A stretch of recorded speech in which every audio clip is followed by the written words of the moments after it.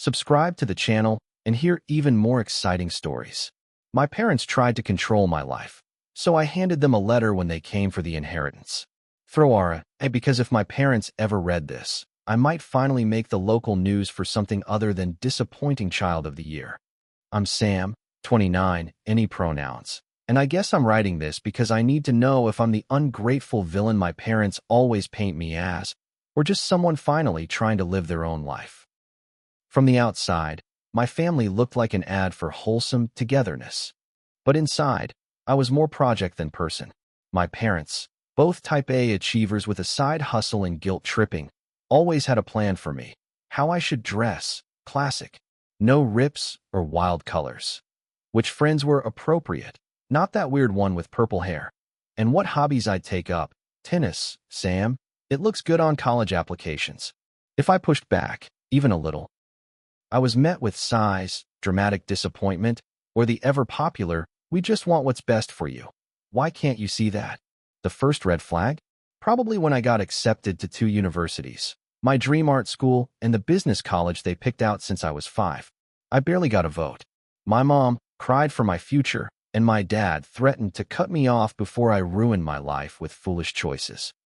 I ended up at the business college, hating every group project and living in a dorm that felt more like a surveillance state than a home. It wasn't just school. My dating life was an open book, a book they edited heavily. Any partner who didn't fit their idea of stability got the cold shoulder, thinly veiled rudeness, or, once, an actual intervention dinner. Jobs. Forget it. They called my first real offer a waste of your degree because it didn't come with a corner office and pension. At every stage, their advice felt like a script I was forced to read from. I told myself they meant well, that every family was a little dysfunctional. But somewhere inside, the resentment started to simmer. Even then, I never dreamed it would one day boil over, until the day my parents came knocking, not to check on me, but to talk inheritance and family obligations. That was the day I started writing my letter. If you'd asked me 5 years ago, I'd have told you I was just close with my parents. That's the lie I told my friends, anyway. Truth was, their control didn't let up after college. It just got more subtle. I moved into my own place, but every holiday or family dinner was another round of, "When are you getting a real job?" Or, "When will you settle down with someone respectable?" When I landed a creative job I actually loved, my dad congratulated me with, "Well, I guess you'll grow out of this phase soon." It was always like that. My mom wanted to pick out my apartment. My dad called me at 7 a.m. every Saturday, just to check if you're up early like successful people. Even my vacations came with caveats. Why would you go there alone? What if something happens? You know your cousin nearly drowned in Mexico in '97. If I said I was happy, I got an eye roll. If I said I was stressed, I got a 30-minute TED talk about how life is hard, deal with it. Every major decision felt like walking through a minefield. When I started dating Jamie, a kind, artsy soul my parents called impractical, they made every effort to sabotage it. Subtle digs at family dinners, pointed reminders about Jamie's lack of career prospects, and even an accidental group text to the wrong Sam complaining about how our child keeps making foolish romantic decisions. Pro tip: if you want to control someone's life, maybe don't send your sabotage plans to their phone. I learned to keep secrets about who I loved, where I went, even how I spent my weekends. I became a master at strategic omission. My friends called it survival. My therapist called it adaptive people-pleasing. My parents just called it not answering. Money was always the trump card. My parents never hesitated to remind me of everything they'd done for me. Need a new car? Only if you'll consider a safer, closer-to-home job. Thinking of moving out of state? Remember, we paid your tuition. We expect you to help the family when the time comes. Every act of generosity was an IOU with invisible ink, the debt always looming, never quite paid off. By my late 20s, I was exhausted, still jumping through hoops for approval I'd never get. The pressure built until I felt like a guest star in my own life. And then came the phone call that changed everything. "Sam, can you come by this weekend?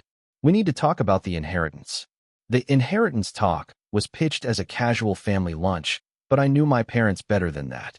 They only hosted casual anything when they had an agenda. That Saturday, I drove up to the old house. White picket fence, perfectly trimmed hedges, the same stifling perfection that haunted my childhood. The smell of roast chicken and disinfectant hit me at the door, and my stomach clenched. We did the usual small talk. Work, weather, why I hadn't visited more. Then my dad cleared his throat, and my mom set down her wine with a little too much force. Sam, we want to talk about the family trust, Dad said, all business.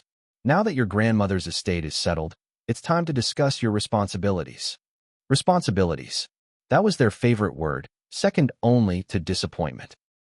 They launched into a monologue about legacy, family expectations, and doing what's right. My mom had already mapped out how I should use the money. Invest in a condo nearby, so you can be close to us. Contribute to the family emergency fund, and set aside some for your future children. When you have them, with someone suitable, of course. There it was. The control, repackaged as care. The implication, the inheritance was theirs to allocate, not a gift, but another leash. I listened, numb, as they listed conditions.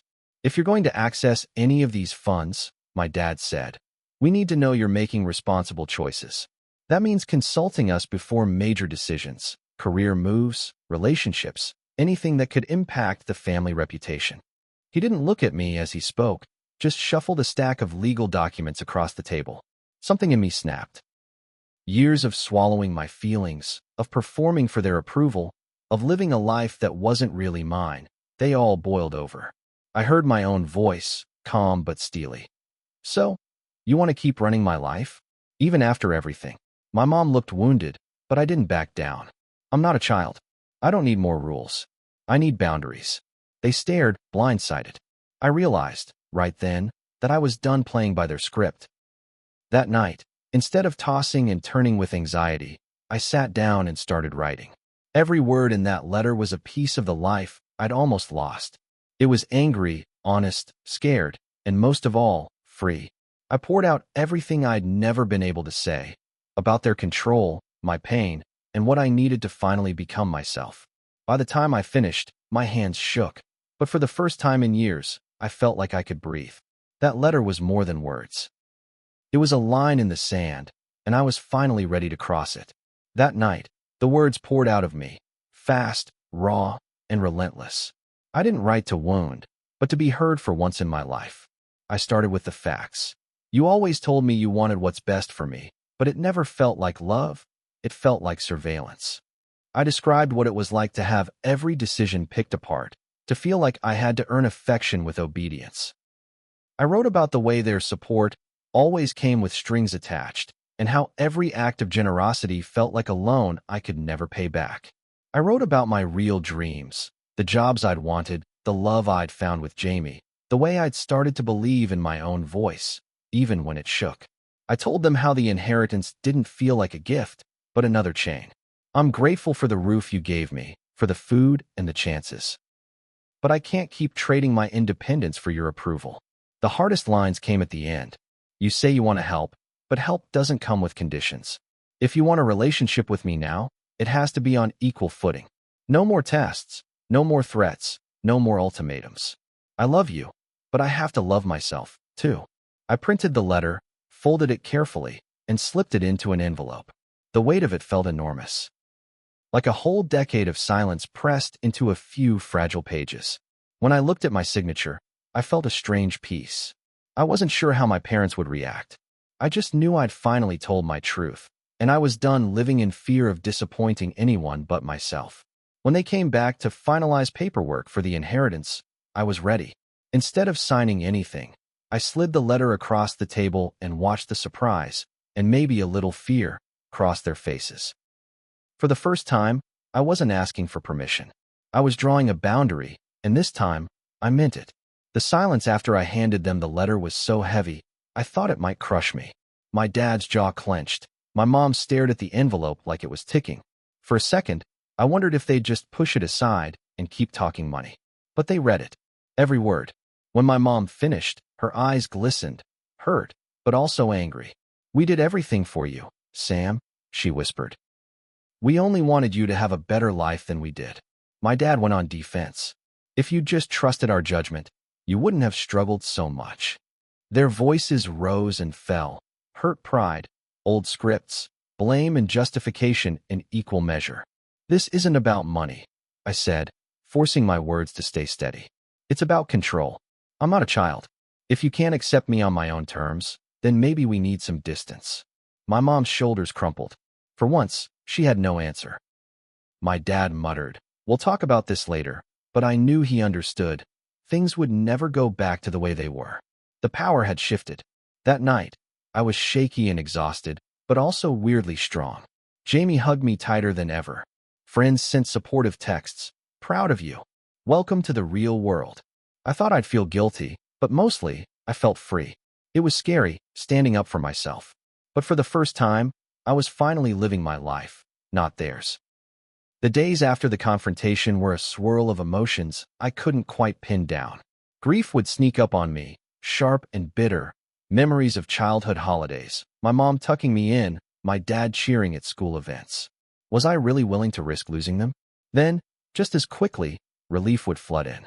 I could breathe. I didn't have to check my phone every hour for a guilt trip or brace myself before sharing good news. My parents kept their distance. No long phone calls, just short, polite texts, "Hope you're well." There were awkward silences at family dinners, tight smiles, and a feeling of walking on thin ice. Sometimes, I wondered if I'd gone too far. But then Jamie would remind me, "You're allowed to protect your peace." My friends noticed the difference. I laughed more, slept better, took spontaneous trips without guilt.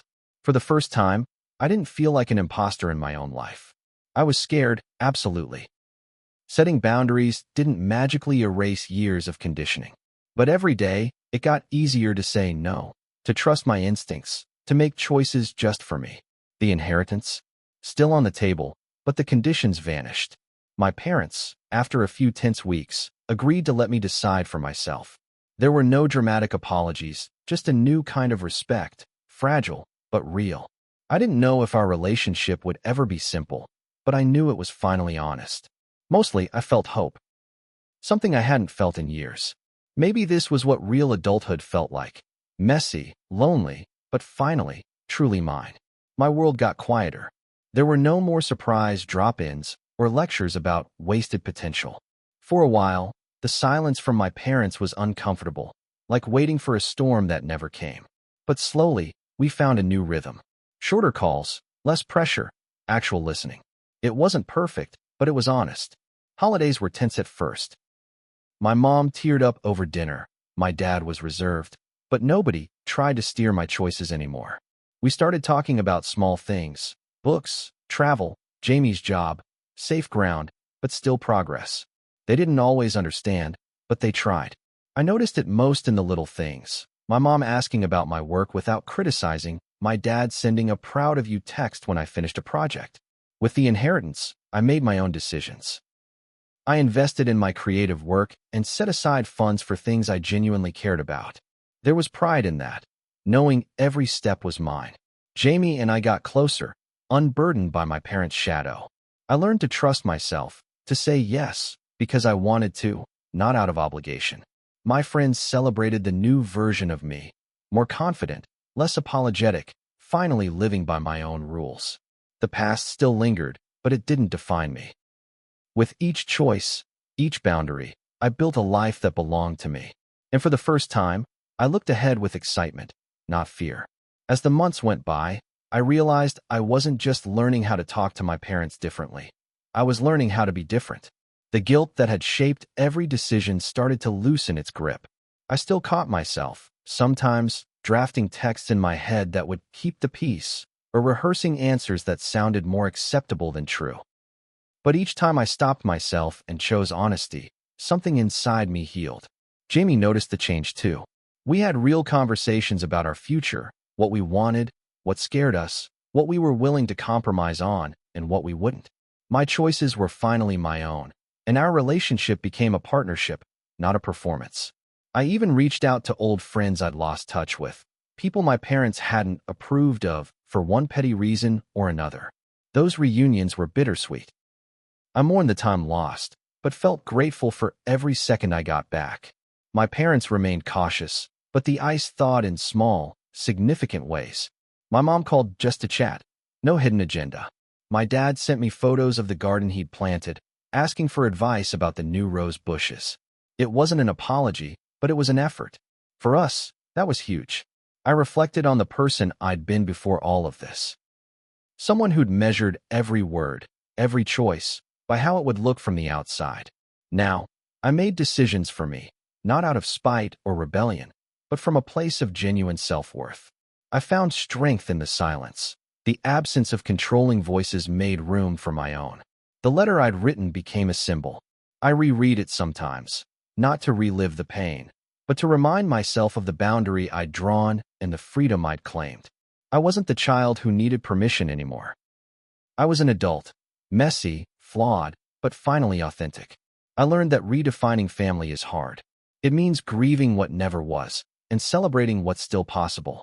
My parents and I were building something new, slowly, imperfectly, but together. The cycle of control was broken, and in its place was a fragile but real respect. And for the first time, I was proud not just of the life I'd built, but of the person I was becoming. The seasons changed, and with them, so did I. My days were filled with new routines, late-night creative projects, spontaneous road trips with Jamie, dinners with friends where laughter came easy. Each moment felt earned, a reward for finally stepping into my own skin. I stopped waiting for my parents' approval to validate my choices. Instead, I learned to celebrate my milestones, big and small, for myself. My relationship with my parents was still delicate, a constant balancing act between old patterns and new boundaries. There were awkward moments. My dad still slipped into advice mode. My mom sometimes looked at me like she barely recognized the adult I'd become. But there were real moments, too. Honest conversations where I could say, I'm not looking for solutions, just support. And they actually listened. The inheritance, once a source of anxiety, became a tool for independence. I invested in things that mattered to me. Supporting local causes, funding my creative pursuits, even taking a course just for the joy of learning, not because anyone told me I should. I felt a freedom I'd never known. Holidays, once minefields, softened into opportunities. I hosted my parents for dinner in my own apartment. No lectures, no power plays.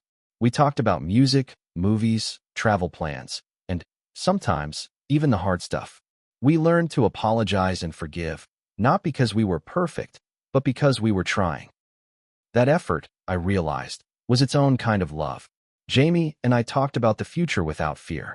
There was no deadline, no right way dictated by anyone else. We were building a life that felt right for us, day by day. The people who stuck around, the friends who cheered me on, the colleagues who respected my voice, reminded me that family isn't always blood. Sometimes it's chosen. I no longer dreaded phone calls from home. I no longer lost sleep over their disappointment. The peace I'd found came from the risk I took, the letter I wrote, and the boundaries I kept. My parents and I weren't healed overnight, but we were honest. That honesty was messy, but it was real, and that was enough. In choosing myself, I discovered that freedom isn't just the absence of control. It's the presence of self-respect, of hope, and, finally, of joy. Looking back, I realize I spent so much of my life believing that love meant obedience, that family meant sacrificing myself for someone else's vision of my future. It took years, and a letter I was terrified to send, to understand that real love, even in families, should come with freedom, trust, and respect. Breaking that cycle was the hardest thing I've ever done, but it was also the best. If you're reading this and recognizing yourself, here's what I wish I'd heard sooner. Boundaries aren't betrayals. Your parents' disappointment is not your destiny. If you spend your life trying to win their approval, you'll lose your own voice in the process. It's not selfish to want your own life. It's necessary. Setting boundaries won't magically fix everything. There will be guilt. There will be awkward silences and tearful phone calls. Sometimes, you'll miss the comfort of following someone else's script. At least you always knew your lines. But on the other side of that discomfort is something precious. Your freedom, your voice, your actual self. My parents and I are still figuring it out. Some days are smooth, some are stormy. But the relationship we're building now is real. We talk as equals, not as puppet and puppeteers. I see now that it's possible to love your family and still choose yourself. To anyone facing this journey, my advice is simple. Don't wait for permission to live your own life. Don't wait for a crisis to find your courage. Write your own letter, draw your line, and step into the unknown. You might be surprised by how strong you are, and by who stands with you when you finally stand up for yourself. Family can hurt you, but you have the right to heal. Inheritance isn't just money. It's the life you build for yourself when you finally claim your freedom. And trust me, that's worth more than any trust fund.